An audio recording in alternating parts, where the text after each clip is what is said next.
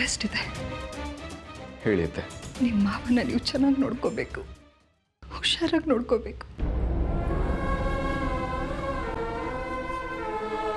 ಅವ್ರಿಗೇನೇ ಹೆಚ್ಚು ಕಡಿಮೆ ಆದರೂ ಸಹಿಸ್ಕೊಳ್ಳೋ ಶಕ್ತಿ ನನ್ನಲ್ಲಿಲ್ಲ ರಂಜಿತ್. ನಾನು ಅನ್ಕೊಂಡಾಗೆ ಆಯ್ತು. ಹೇಳ್ದೆ ಆರ್ತಿ ಮನೆಗೆ ಬಂದ್ರೆ ಅಲ್ಲಿಂದ ಅಲ್ಲಾಡಲ್ಲ, ಸೂರ್ಯ ಡಿವೋರ್ಸ್ ಕೊಡೋಕ್ಕೂ ಹಿಂದೆ ಮುಂದೆ ನೋಡ್ತಾನೆ ಅಂತ. ಈಗ ನೋಡಿ ಏನಾಯ್ತಂತ. ಏನು ಸೂರ್ಯ ಡೈವರ್ಸ್ ವಾಪಸ್ ತಗೊಂಡ್ಬಿಟ್ನಾ? ಹೌದು. ಈಗ ನನ್ ಕತೆ ಏನು? ಸುಮ್ಮನೆ ಅವನೇನೋ ಡೈವರ್ಸ್ ಕೊಟ್ಬಿಟ್ಟಿದ್ರೆ ನಿನ್ ಮದ್ವೆ ಆಗ್ಬಿಡ್ತಿದ್ನಾ? ನೆವರ್. ಇರಬಹುದು, ಆದ್ರೆ ಆ ಮನೇಲಿ ನನ್ನ ಸ್ಥಾನ ಹಾಗೆ ಇರ್ತಿತ್ತು. ಕುತ್ತಿಗೆಲ್ ತಾಳಿ ಒಂದಿರ್ತಿರ್ಲಿಲ್ಲ ಅಷ್ಟೇ. ಸ್ಥಾನ ಇರ್ತಿತ್ತೋ ಬಿಡ್ತಿದ್ದೋ, ಸೂರ್ಯನ್ ಮನ್ಸಲ್ಲಿ ಆರ್ತಿ ಕಲ್ಲು ಗುಂಡಾಗಿ ಕೂತಿದ್ದಾಳೆ.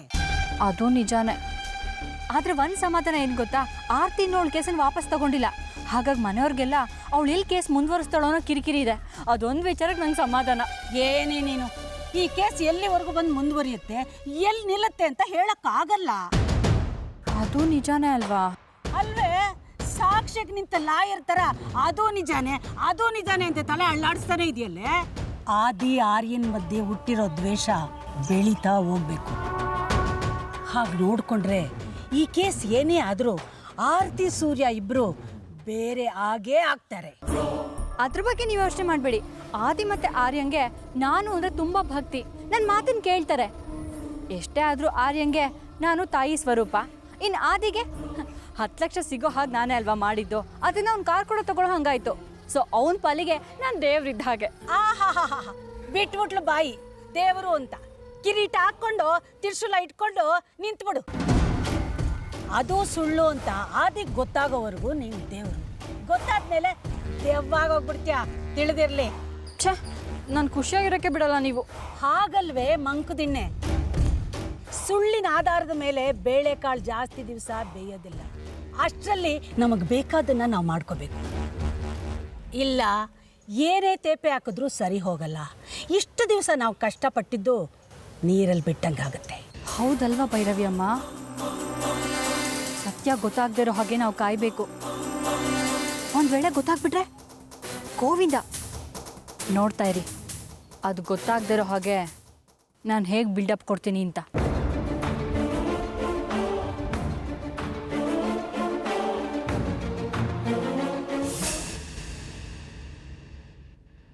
ಹೊರಟಿಯಪ್ಪ ಆದಿ? ಹೌದು, ದಿನ ಶುರು ಆಗ್ಬೇಕಲ್ಲ. ತಗೋ ಪ್ರಸಾದ, ನಿನ್ನ ಹೆಸರಲ್ಲಿ ಅರ್ಚನೆ ಮಾಡಿಸ್ಕೊಂಬಂದಿದ್ದೀನಿ. Thank you. ಹೇಗೆ ನಡೀತಿದೆ ಟ್ರಾವೆಲ್ಸು? ಹೊಸದ್ರಲ್ಲಿ ಸ್ವಲ್ಪ ತೊಡಕೆ ಇರುತ್ತೆ, ಅಡ್ಜಸ್ಟ್ ಮಾಡ್ಕೋಬೇಕು. ಅಯ್ಯೋ, ಯಾಕೆ ಕೇಳ್ತೀರಾ? ಈ ಡ್ರೈವರ್ಗಳದ್ದೇ ಸಮಸ್ಯೆ ಆಗೋಗಿದೆ. ಯಾಕೆ? ಡ್ರೈವರ್ಗಳು ಸಿಗಲ್ಲ, ಸಿಕ್ಕಿದ್ರು ನಮ್ಮ ಕಷ್ಟರು ಸಿಗೋದು ಕಷ್ಟ. ಹೌದಲ್ವಾ? ಎಷ್ಟು ಜನ ಬೇಕಾಗ್ಬೋದು ನಿನ್ನ ಡ್ರೈವರ್ಸು? ಅರ್ಜೆಂಟಾಗಿ ಒಂದಿಬ್ರು ಸಿಕ್ಕಿದ್ರೆ ಸಾಕು. ಹೌದಾ? ನಾನು ಅರೇಂಜ್ ಮಾಡಲಾ? ನೀವಾ? ಯಾಕೆ? ನನ್ನ ಮೇಲೆ, ನನ್ನ ಕಾಂಟ್ಯಾಕ್ಟ್ಸ್ ಮೇಲೆ ಅನುಮಾನನ? ನೀನು ಆಫೀಸ್ಗೆ ಹೋಗೋ ಅಷ್ಟರಲ್ಲಿ ಡ್ರೈವರ್ಸ್ ಅಲ್ಲಿಗೆ ಬರೋ ಹಾಗೆ ನಾನು ಮಾಡ್ದಲ್ಲೆ. Thank you so much. ಸಂಬಳ 4 ಪಟ್ಟು ಜಾಸ್ತಿ ಆದರೂ ಪರವಾಗಿಲ್ಲ. ಹಾಗೆಲ್ಲ ಮೊದಲೇ ತುಂಬ ಲೂಸ್ ಬಿಡಬೇಡ ಆದಿ. ಅದ್ರ ಬಗ್ಗೆ ನನಗೆ ಬಿಡು, ನಾನು ನೋಡ್ಕೋತೀನಿ. ನನಗೆ ತುಂಬ ಜನ ಟೂರ್ ಆರ್ಗನೈಸರ್ಸ್ ಗೊತ್ತು. ಲೋಕಲ್ ಟ್ರಿಪ್ಗೆ ಅಂತ ಗಾಡಿಗಳು ಬೇಕಾಗ್ತಿರುತ್ತೆ. ಸೊ ಅವ್ರನ್ನೆಲ್ಲ ನಾನು ನಿನ್ನ ಹತ್ರ ಕಳಿಸ್ತೀನಿ. ಹೌದಾ? ನೀವು ನನಗೆ ಬಿಸ್ನೆಸ್ ಕೊಡ್ತೀರಾ? ನಿಮಗೆ ಹೇಗೆ ಥ್ಯಾಂಕ್ಸ್ ಹೇಳಿ? ಹೇಗೆ ಅಂತ ಹೇಳ್ತೀನಿ. ಆ ಸಮಯ ಬಂದಾಗ ಒಟ್ಟಿಗೆ ಹೇಳೋದು ಕೊಡೋದು ಆಗುತ್ತೆ. ಈಗ ಮೊದಲು ನೀನು ಟ್ರಾವೆಲ್ಸ್ನ ಎಸ್ಟಾಬ್ಲಿಷ್ ಮಾಡೋದು ನೋಡು. ಓಕೆ? ಸರಿ, ಟೈಮ್ ಆಯಿತು, ನಾನು ಬರ್ತೀನಿ. ಆದಷ್ಟು ಬೇಗ ಡ್ರೈವರ್ಗಳಿಗೆ ಹೇಳ್ಬಿಡಿ.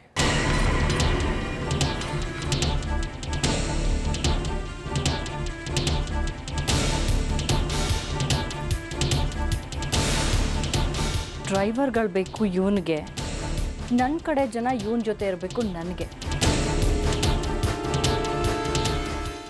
ಏನು ಡ್ರೈವರ್ ಕೆಲಸನಾ? ಏನು ಮೇಡಮ್ ನೀವು ಯಾವುದಾದ್ರೂ ಆಫ್ ಮಾಡ್ರು ಫುಲ್ ಮಾಡ್ರು ಕೇಸ್ ಕೊಡ್ತೀರಾ ಅಂದ್ಕೊಂಡಿದ್ರೆ ನೀವು ಡ್ರೈವರ್ ಕೆಲಸ? ಬೇಡ ಬೇಡ, ಯಾವುದಾದ್ರೂ ಕಾಲು ಕೈ ಎತ್ತೋದಿದ್ರೆ ಹೇಳಿ, ಅದು ಬಿಟ್ಬಿಟ್ಟು ಡ್ರೈವರ್ ಕೆಲಸನಾ? ನಾವು ಅಂದರ್ ಆಗಿದ್ದಾಗಲೇ ಒಳಗಡೆ ಒಂದು ಕೆಲಸ ಮಾಡ್ತಿರ್ಲಿಲ್ಲ. ಟಿಸಿಗಳನ್ನ ಜೈಲರ್ಗಳನ್ನೆಲ್ಲ ಅಡ್ಜಸ್ಟ್ ಮಾಡಿಕೊಂಡು ಬೀಡಿ ಸಿಗ್ರೇಟು ಎಣ್ಣೆ ಎಲ್ಲ ಒಳಗಡೆನೇ ತರಿಸ್ಕೋತಿದ್ವಿ. ಈಗ ಹೊರಗಡೆ ಬಂದ್ಬಿಟ್ಟು ನಾವು ಡ್ರೈವರ್ ಕೆಲಸ ಮಾಡಬೇಕಾ? ಹೌದು ಕಣ್ರೋ, ಭೈರವಿ ಅಮ್ಮ ಹೇಳಿದ್ದಾರೆ ನಿಮ್ಮನ್ನ ಆದಿ ಹತ್ರ ಕೆಲ್ಸಕ್ಕೆ ಸೇರಿಸು, ನಾನು ಹೇಳೋ ಕೆಲಸಗಳನ್ನ ಮಾಡಕ್ಕೆ ಹೇಳು ಅಂತ. ಮೈ ಬಗ್ಸ್ ಕೆಲಸ ಮಾಡೋದಾಗಿದ್ರೆ ನಮಗೆಲ್ಲ ಇದು ಯಾಕೆ ಮೇಡಮ್? ಊರಲ್ಲಿ 4 ಎಕರೆ ಜಮೀನಿತ್ತು, ಇದಕ್ಕಿಂತ ಜೋರಾಗೆ ಬದುಕಬಹುದಿತ್ತು. ಆರಾಮಾಗಿ ಹೆದರ್ಸಿ ಬೆದರ್ಸಿ ರೋಲ್ ಕಾಲ್ ಮಾಡ್ಕೊಂಡು ಅಭ್ಯಾಸ ಆಗಿರೋ ಮೈ ಇದು. ಕೆಲ್ಸ ಆಗಲ್ಲ ಮೇಡಮ್. ಭೈರವಿ ಅಮ್ಮ ಹೇಳ್ದಷ್ಟು ಮಾಡ್ರು, ನೀವು ಕೇಳ್ದಷ್ಟು ದುಡ್ಡು ಸಿಗುತ್ತೆ. ಏನು ಸಿಗುತ್ತೆ? 8 ರಿಂದ 10 ಸಾವಿರ ಕೊಡ್ತಾರೆ ಅಷ್ಟೇ ಡ್ರೈವರ್ಸ್ಗಳಿಗೆ ತಿಂಗಳಿಗೆ. ಬೇಕಾದ್ರೆ ನಾನು ರೆಕಮೆಂಡ್ ಮಾಡ್ತೀನಿ, ಜಾಸ್ತಿ ಕೊಡಿ ಅಂತ. ಶಿವ, ಹರಿ, ಈ ಕೆಲಸನ ಸುಮ್ಮನೆ ಒಪ್ಕೊಳ್ರು. ಇದು ಬರೀ ನೆಪ ಮಾತ್ರ, ಅಲ್ಲಿಗೆ ಹೋಗಿ ಸೇರ್ಕೊಳ್ಳೋದಷ್ಟೇ. ಅದಾದ್ಮೇಲೆ ಏನು ಕೆಲಸ ಮಾಡಬೇಕು ಅನ್ನೋದನ್ನ ನಾನು ಹೇಳ್ತೀನಿ. ಟೈಮ್ಗೆ ಕಾಲ್ ಮಾಡ್ತಿರ್ತೀನಿ.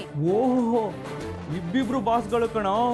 ಅಲ್ಲಿ ಅವ್ನು ಹೇಳಿದ್ ಮಾಡಬೇಕು, ಇಲ್ಲಿ ಇವ್ರು ಹೇಳಿದ್ದು ಮಾಡಬೇಕು. ಡಬ್ಬಲ್ ಕೆಲಸನಾ? ಹೌದು ಕಣೋ, ಹಾಗೆ ಡಬಲ್ ಸಂಬಳ ಕೂಡ. ಎಷ್ಟು? ಮೊದಲು ಅವನ ಹತ್ರ ಸುಮ್ಮನೆ ಕೆಲ್ಸಕ್ಕೆ ಸೇರ್ಕೊಳ್ಳಿ, ಅವ್ನು ಕೊಟ್ಟಷ್ಟು ಇಸ್ಕೊಳ್ಳಿ. ಸುಮ್ಮನೆ ನೀವು ಜಾಸ್ತಿ ಕೇಳಿ ಅವ್ನ ಕೆಲ್ಸಕ್ಕೆ ಬೇಡ ಅಂದ್ಬಿಟ್ರೆ ಕಷ್ಟ ಆಗುತ್ತೆ. ನಾನು ಭೈರವಿ ಅಮ್ಮನ ಹತ್ರ ಮಾತಾಡಿ ತಿಂಗಳಿಗೆ 25 ಸಾವಿರ ಕೊಡಿಸ್ತೀನಿ. ತಿಂಗಳಿಗೆ 25 ಸಾವಿರನಾ? ಓಕೆ.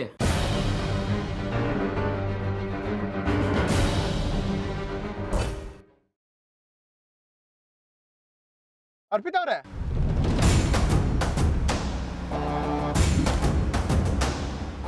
ಏನ್ ನೀವು ಇಲ್ಲಿ? ಯಾರು ಇರಲ್ಲ? ನೀ ಹೇಳ್ತಿದ್ದಿಲ್ಲ ಅದಿ, ಡ್ರೈವರ್ಸ್ ಬೇಕು, ಪ್ರಾಬ್ಲಮ್ ಆಗಿದೆ ಅಂತ, ಅದಕ್ಕೆ ಕರ್ಕೊಂಡು ಬಂದೆ. ನಿನ್ನ ಆಫೀಸು ಚೆನ್ನಾಗಾಗಬೇಕು, ನಿನ್ನ ಕೆಲಸಕ್ಕೆ ಯಾವುದೇ ರೀತಿ ತೊಂದರೆ ಆಗಬಾರ್ದು. ನನಗೆ ನೀನು ಬೇರೆ ಅಲ್ಲ, ಆರ್ಯ ಬೇರೆ ಅಲ್ಲ, ನೀವಿಬ್ಬರು ಚೆನ್ನಾಗಿರ್ಬೇಕು ಅಂತಲೇ ಬಯಸೋದು. ಸರಿ, ಆ ವಿಷಯ ಬಿಡು. ನೋಡು, ನನ್ನ ಕಡೆಯವರು ಅಂತ ಯಾವುದೇ ರೀತಿ ಕನ್ಸೆಷನ್ ಬೇಡ, ಓಕೆನಾ? ನೀಟಾಗಿ ಇಂಟರ್ವ್ಯೂ ಮಾಡು, ನಿನಗೆ ಓಕೆ ಆದರೆ ಸೇರಿಸ್ಕೋ, ನನ್ನ ಬಲ್ವಂತ ಏನೂ ಇಲ್ಲ. ಬೇಕು ಅಂದರೆ ಒಂದ್ಸತಿ ಡ್ರೈವಿಂಗ್ ಚೆಕ್ ಮಾಡಿಬಿಡು ನೀನೇ. ಒಳ್ಳೇದಾಯ್ತು, ಡ್ರೈವರ್ಸ್ಗಳು ಇಲ್ಲದೆ ನನಗೂ ತಲೆ ಕೆಟ್ಟೋಗಿತ್ತು. ನಿಮ್ಮ ಹೆಸರು ಅಂದ್ರೆ? ಶಿವು. ಸರ್, ನನ್ನ ಹೆಸರು ಹರಿ ಅಂತ. ಗಾಡಿ ಓಡಿಸೋ ಅಭ್ಯಾಸ ಇದೆಯಾ? ಎಕ್ಸ್ಪೀರಿಯನ್ಸ್ ಇದೆಯಾ? 5 ವರ್ಷ ಓಡಿಸಿದ್ದೀನಿ ಕಾರ್ನ. ಸರ್, ನಾನು ಬೆಂಗಳೂರಿಂದ ಕೊಳ್ಳೇಗಾಲಕ್ಕೆ ಉದಯರಂಗ ಬಸ್ ಓಡಿಸ್ತಿದ್ದೆ ಸರ್. ಹೌದಾ? ನಿಮ್ಮ ತಗೊಂಡ್ರೆ ಸಂಬಳ ಎಕ್ಸ್ಪೆಕ್ಟ್ ಮಾಡ್ತೀರಾ? ನೀವು ಕೊಟ್ಟಷ್ಟು ಸರ್. ಹಿಂಗೆಲ್ಲ ಹೇಳಿದ್ರೆ ಹೆಂಗೆ ಸರ್? ಒಂದಿಷ್ಟು ಅಂತ ಹೇಳಿ ಹಂಗೆ ಟೆಸ್ಟ್ ಡ್ರೈವ್ಗೂ ಕರ್ಕೊಂಡು ಹೋಗ್ತೀನಿ. ಆಯ್ತು, ಹೋಗೋಣ. ಆಯ್ತು ಸರ್, ನಿಮ್ಮ ಖುಷಿಗೆ ಅದನ್ನು ಮಾಡ್ಬಿಡ್ತೀವಿ. ನಿಮ್ಗೆ ಗೊತ್ತಿವ್ರಿಬ್ರು? ಸರ್, ಅದನ್ನ ನಾವ್ ಹೇಳ್ತೀವಿ ಸರ್. ಬಿಡ, ನಾ ಹೇಳ್ತೀನಿ. ಪರವಾಗಿಲ್ಲ, ನೀವು ಹೇಳಿ. ಸರ್, ಹಿಂದೆ ನಾನು ಒಬ್ಬರ ಹತ್ರ ಕೆಲಸ ಮಾಡ್ತಿದ್ದೆ ಸರ್. 5 ವರ್ಷ ತುಂಬ ನಿಯತ್ತಾಗಿ ಕೆಲಸ ಮಾಡ್ತಿದ್ದೆ. ಅವ್ರ ಮನೆ ಕೀ, ತಿಜೋರಿ ಕೀ ಎಲ್ಲ ನನ್ನ ಕೈಲೇ ಕೊಡ್ತಾ ಇದ್ದೆ. ಅವ್ರು ಹಾರ್ಟ್ ಅಟ್ಯಾಕ್ ಆಗಿ ಹೋದ್ಮೇಲೆ ಅವ್ರ ಹೆಂಡತಿ ಮಕ್ಕಳಿಗೆ ನನ್ನ ಕಂಡ್ರೆ ಆಗ್ತಿರ್ಲಿಲ್ಲ. ಅವ್ರ ಆಸ್ತಿ ಎಲ್ಲ ನಾನು ನುಂಗಾಕ್ಬಿಡ್ತೀನಿ ಅಂತ ಬೈದಲ್ಲಿ ನನ್ನನ್ನು ಹೊರಗಡೆ ತಳ್ಳಿಬಿಟ್ರು. ನಾನು ಅವತ್ತೇ ನಿರ್ಧಾರ ಮಾಡ್ಬಿಟ್ಟೆ ಸರ್, ಈ ಮನುಷ್ಯರಿಗೆ ನಿಯತ್ತಿಗೆ ಬೆಲೆ ಇಲ್ಲ, ನನ್ನ ಕೆಲಸ ಮಾಡಬಾರ್ದು ಅಂತ.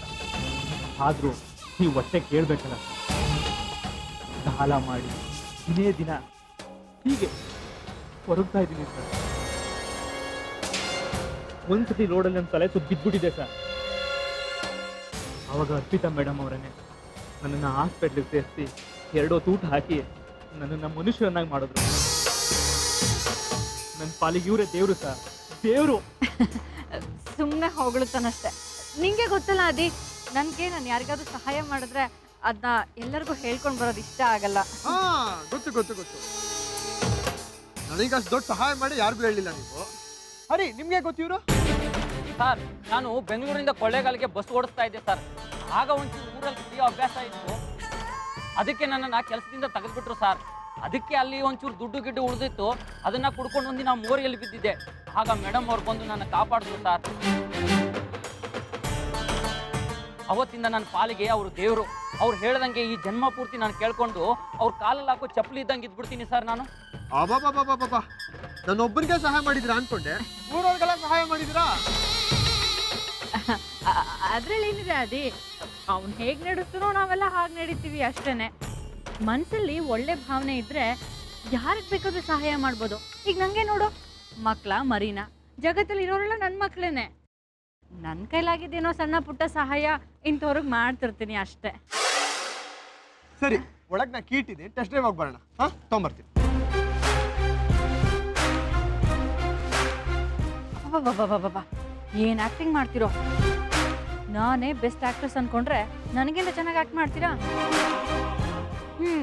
ನನಗೆ ನ್ಯಾಷನಲ್ ಅವಾರ್ಡ್ ಬಂದರೆ ನಿಮಗೆ ಆಸ್ಕರ್ ಅವಾರ್ಡ್ ಕನ್ಫರ್ಮ್ ಅನಿಸುತ್ತೆ.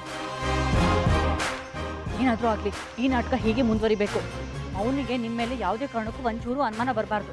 ಹಾಗೆ ಮೇಂಟೈನ್ ಮಾಡಬೇಕು, ಓಕೆನಾ? ಹಲೋ ಭೈರವಿ ಅವರೇ, ಕೆಲಸ ಸಕ್ಸಸ್. ಯಾವುದೇ ಶಿವನ್ಗೂ ಅರಿಗೂ ಕೆಲಸ ಕೊಡ್ಸಿದ್ದ? ಎಸ್, ಅದೇ. ಥು, ಆಗತ್ತೆ ಅಂತ ನನಗೂ ಗೊತ್ತಿತ್ತು. ಏನೋ ದೊಡ್ಡ ಸಾಧನೆ ಮಾಡ್ಬಿಟ್ಟು ಹಾಕಿ ಫೋನ್ ಮಾಡಿದ್ಯಲ್ಲ. ನನಗಿದೆ ದೊಡ್ಡ ಕೆಲಸ. ಅಕಸ್ಮಾತ್ ಆದಿಗೆ ಅನುಮಾನ ಬಂದ್ರೆ ಕೆಲಸ ಕೆಡಲ್ವಾ? ಸೇರ್ಕೊಳ್ಳುವಾಗ ಅನುಮಾನ ಬರೋದಿಲ್ವೇ ಗುಲ್ಡೋ ಬೇಗಂ? ಆಮೇಲೆ ಮಾಡಿಸ್ತೀನಲ್ಲೇ ಒಂದೊಂದೇ ಆಮ್ಲೆಟು. ಹಾಕ್ ವಾಸನೆ ಬರ್ದಂಗೆ ನೋಡ್ಕೋ, ಆಮೇಲೆ ನಿನ್ ಮೆಚ್ಕೋತೀನಿ. Okay okay. ಆದ್ರೆ ಇನ್ನೊಂದು ವಿಷಯ, ಈ ವಿಷಯ ಕೇಳಿದ್ರೆ ನೀವು ಕುಣಿದಾಡ್ಬಿಡ್ತೀರಾ.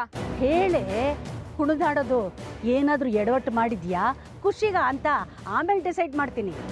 ಖುಷಿಗೇನೆ ಭೈರವಿಯಮ್ಮ. ನೋಡಿ, ಇವಾಗ ಆಫೀಸ್ ಇದೆ, ಗಾಡಿ ಇದೆ, ಡ್ರೈವರ್ಸು ಇದ್ದಾರೆ. ಆದ್ರೆ ನೊಣ ಹೊಡ್ಕೊಂಡು ಕೂತ್ರೆ ಏನ್ ಚಂದ ಹೇಳಿ? ಯಾಕೆ ಗಿರಾಕಿಗಳಿಲ್ವಾ? ಅಯ್ಯೋ, ಮೊದ್ಲು ಎಲ್ಲಿ ಬರ್ಬೇಕು ಗಿರಾಕಿ ಹೇಳಿ? ಅದಕ್ಕೆ ನೀನೇನ್ ಮಾಡಿದ್ಯಾ? ನನ್ನ ಕಡೆಯಿಂದ ಕಸ್ಟಮರ್ಸ್ನ ಕಳಿಸ್ತಿದ್ದೀನಿ. ಅಷ್ಟೇನಾ? ಗುಡ್. ಹೇಳಿಲ್ವಾ ನೀವು ಕುಣಿದಾಡ್ಬಿಡ್ತೀರಾ ಅಂತ? ಹೌದು, ನಮ್ 8 ವರ್ಷದ ಕೂಸು ದಂಟು ಅಂತ ಖುಷಿ ಪಡ್ಬೇಕಾದ್ದೆ. ಕುಣಿದಾಡಮ್ಮ ನೀನು, ಕುಣಿದಾಡು. Thank you ಭೈರವಿಯಮ್ಮ. ಗೂಬೆ ಮುಂಡೆದು ಸದ್ಯ ಯಾವುದು ಎಡವಟ್ ಮಾಡ್ಲಿಲ್ವಲ್ಲ, ಅದು ನನ್ನ ಪುಣ್ಯ.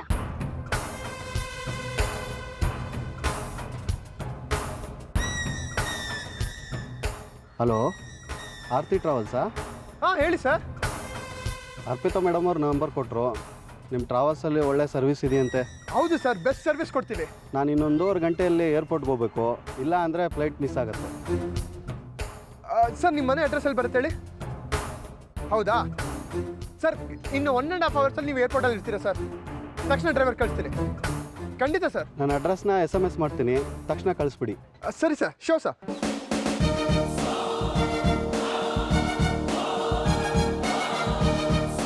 ಕೆಲಸ ಮುಗೀತಾ ನಿಮ್ಮದು? ಆಯ್ತಣ್ಣ. ತಕ್ಷಣ ಗಾಡಿ ಎತ್ಕೊಂಡು ಹೋಗಿ ಅಡ್ರೆಸ್ SMS ಮಾಡ್ತೀನಿ. ಹಾಂ ನೋಡಿ.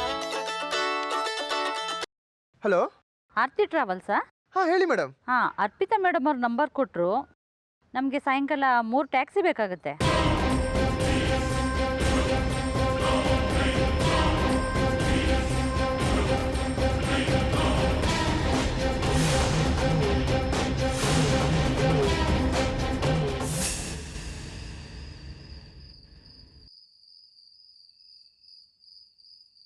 ಅರ್ಪಿತಾ ಅವರೇ, ಅದೇ ತುಂಬ ಥ್ಯಾಂಕ್ಸ್.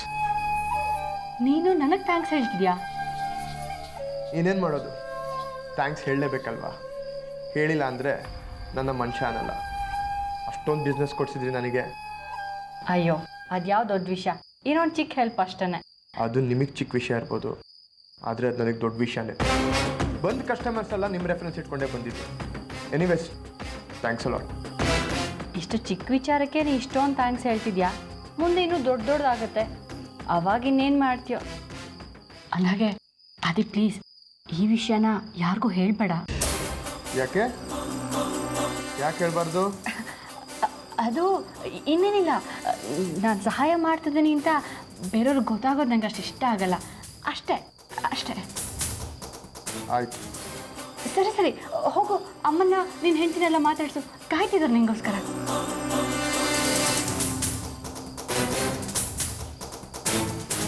ಕಸ್ಟಮರ್ಸ್ ಸಿಕ್ಕಿದ್ರು ಅಂತ ತುಂಬ ಖುಷಿಯಾಗಿದೆ ಅಲ್ವಾ?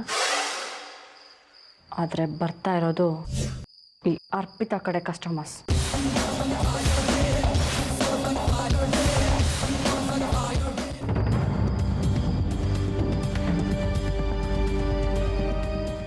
ಅರೆ ಅದೇ ಸುಸ್ತಾಗಿದೆಯಾ ಅಂತ ಅನ್ಸುತ್ತೆ.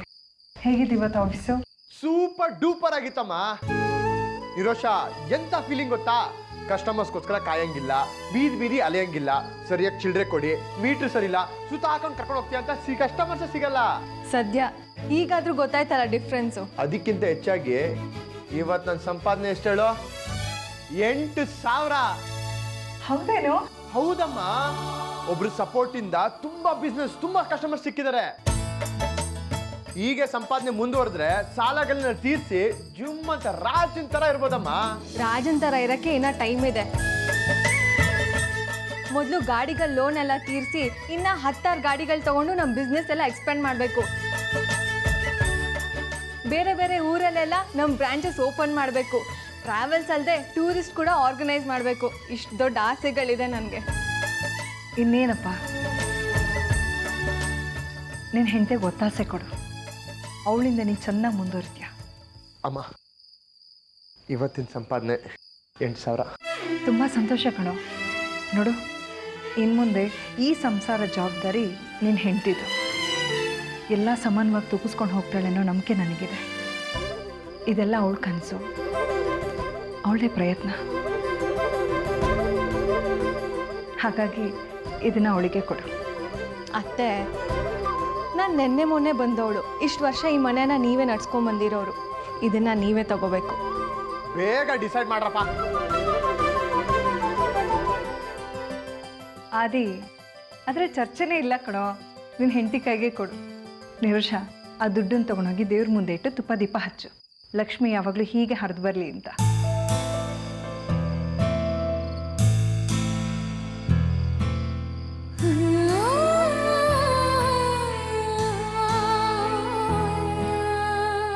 ಆದಿ, ಬೇಗ ಫ್ರೆಶ್ ಆಗಿ ಬಾ, ಊಟ ಬಡಿಸ್ತೀನಿ.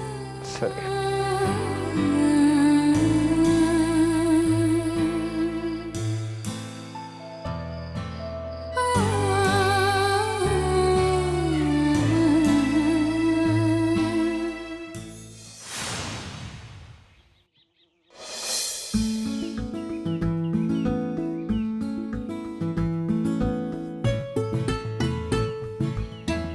ನೋಡಿದ್ರೆ ಅತ್ತೆ, ನನ್ನ ಬಗ್ಗೆನೂ ಇಷ್ಟು ಕೇರ್ ತಗೊಳ್ಳಲ್ಲ. ಅಷ್ಟು ಕೇರ್ ತಗೋತಿದ್ದಾನೆ ಈ ಗಾಡಿಗಳ ಬಗ್ಗೆ. ಹೌದು, ಮತ್ತೆ ಇದೇ ನನ್ನ ಫಸ್ಟ್ ಹೆಂಡತಿ ಅಲ್ವಾ? ಏನು ಫಸ್ಟ್ ಹೆಂಡ್ತಿನಾ? ನಿನ್ನ ಹತ್ರ 3 ಗಾಡಿಗಳಿದೆ. ಹಾಗಾದ್ರೆ ನಾನು 4ನೇ ಹೆಂಡ್ತಿ ಆಗ್ತೀನಾ? ಕರೆಕ್ಟಾಗಿ ಹೇಳ್ದೆ ನೋಡು. ಅದಕ್ಕೆ ನಿನ್ನ ಕಂಡ್ರೆ ನಂಗೆ ಇಷ್ಟ ಆಗೋದು. ಯಾಕೆ? ನಿನ್ನ ಸ್ಥಾನನ ಅರ್ಥ ಮಾಡ್ಕೊಂಡಿದ್ಯಲ್ಲ, ಅದಕ್ಕೆ. ನೋಡಿ ಅತ್ತೆ ಹೇಗೆ ಹೇಳ್ತಾನಂತ. ಹೋಗ್ಲಿ ಬಿಡೆ, ಅವನೇನೋ ತಮಾಷೆ ಮಾಡ್ತಾ ಇದ್ದಾನೆ. ಯಾಕೆ ಸಿಟ್ಟಾಗ್ತೀಯ? ನೀವೆಲ್ಲಿ ಬಿಟ್ಕೊಡ್ತೀರಾ ನಿಮ್ಮ ಮಗನ್ನ? ಅವನು ನನ್ನ ಮಗ ಅನ್ನೋದಕ್ಕಿಂತ ಈಗ ಅವ್ನು ನಿನ್ನ ಗಂಡ. ಅತ್ತೆ ಸೊಸೆ ಹಿಂಗೆ ಒಂದಾಗ್ಬಿಟ್ರೆ ಈ ಬಡಪಾಯಿನ ಯಾರು ವಿಚಾರಿಸ್ಕೊತಾರೋ. ಹೌದು, ನೀವಿಬ್ರು ಎಲ್ಲಿ ರೆಡಿ ಆಗಿದ್ದೀರಾ? ಶಾಪಿಂಗಿಗೆ ಹೋಗ್ತಾ ಇದ್ದೀವಿ. ಅಮ್ಮ, ನೀನು ಹೋಗ್ತಿದ್ಯಾ? ಹುಷಾರಿಲ್ಲ ಅಂದ್ರೂ ಶಾಪಿಂಗ್ ಅಂದ ತಕ್ಷಣ ಜೋಶ್ ಬಂದ್ಬಿಡ್ತಲ್ವಾ? ಹಾಗೇನಿಲ್ಲ ಕಣೋ, ಇವಳು ಹೇಳ್ದೆ ನಾನು ನಿನ್ನ ಜೊತೆನೆ ಹೋಗು ಅಂತ. ನೀನೇನಮ್ಮ ನನ್ನ ಬಿಡಕ್ಕೆ ಬರ್ತೀಯಲ್ಲ? ನನಗೆ ಬೇಜಾನ್ ಕೆಲಸಗಳಿದೆ, ಟೈಮ್ ಇಲ್ಲ. ನಾನು ಹೇಳಿಲ್ವಾ ಅತ್ತೆ, ಇವ್ನ ನಂಬ್ಕೊಂಡ್ರೆ ಹೀಗೆ ಅಂತ? ಇವಾಗ ಏನಕ್ಕೆ ಶಾಪಿಂಗ್ಗೆ? ಆಷಾಢದಲ್ಲಿ ಸ್ಯಾರೀಸ್ ಎಲ್ಲ ಡಿಸ್ಕೌಂಟ್ ಸೇಲ್ಸ್ ಹಾಕಿದ್ದಾರೆ ಕಣೋ. ಸ್ಯಾರಿ ತರೋಣ ಅಂತ ಹೋಗ್ತಾ ಇದೀವಿ. ನೆಕ್ಸ್ಟ್ ಹಬ್ಬಗಳು ಬರುತ್ತಲ್ವಾ? ಹೇಗಿದ್ರು ನಿನ್ನ ಕಾರ್ ಇದೆಲ್ಲ, ನಮ್ಮನ್ನ ಅಲ್ಲಿಗೆ ಡ್ರಾಪ್ ಮಾಡು. ಆಗಲ್ಲ, ಹೋಗಮ್ಮ. ಟ್ಯಾಕ್ಸಿಗಳನ್ನ ಮನೆ ಕೆಲಸಕ್ಕೆ ಉಪಯೋಗಿಸಿದ್ರೆ ಅಷ್ಟೇ. ಆಮೇಲೆ ಆಟೋದಲ್ಲಿ ಹೋಗಿ. ನೋಡಿದ್ರ ಅತ್ತೆ, ಇವ್ನ ಬಂಡವಾಳ ಏನು ಅಂತ ನಾನು ಚೆನ್ನಾಗಿ ಗೊತ್ತು. ಏನು ಇವ್ನ ಒಬ್ಬಂದೇ ಟ್ಯಾಕ್ಸಿ ಇರೋದು? ಬೆಂಗಳೂರಲ್ಲಿ ಬೇಕಾದಷ್ಟು ಆಟೋ ಟ್ಯಾಕ್ಸಿಗಳು ಸಿಗುತ್ತೆ. ನಾವು ಅದರಲ್ಲೇ ಹೋಗೋಣ. ಹೋಗು. ತಲಹಟ್ಟೆ ಗೊತ್ತಾಗಲ್ವಾ ನಿನಗೆ? ನೋಡು, ನೀನು ಬಿಡು ಟೈಮಲ್ಲಿ ಅವ್ನು ಸ್ವಲ್ಪ ಸುತ್ತಾಡ್ಸಕ್ಕೆ ಕರ್ಕೊಂಡು ಹೋಗು. ಕರ್ಕೊಂಡು ಹೋಗ್ತೀನಿ, ಹೋಗಮ್ಮ. ಸಂಡೆ ಕರ್ಕೊಂಡು ಹೋಗ್ತೀನಿ, ಹೋಗು. ಏನು ಕಡಿಮೆ ಇಲ್ಲ. ಸರಿ, ಹೋಗು.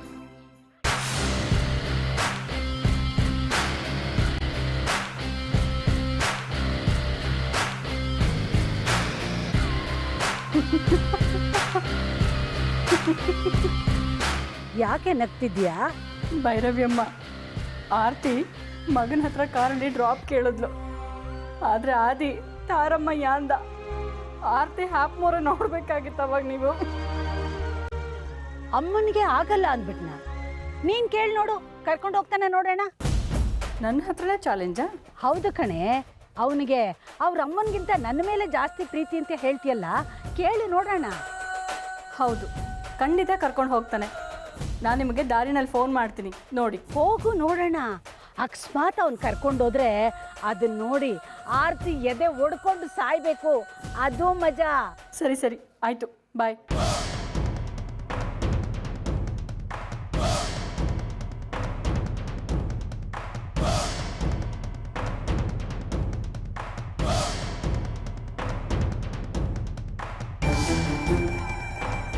ಅದೇ ಡ್ಯೂಟಿಗೆ ಹೊರಟ್ಯಾ?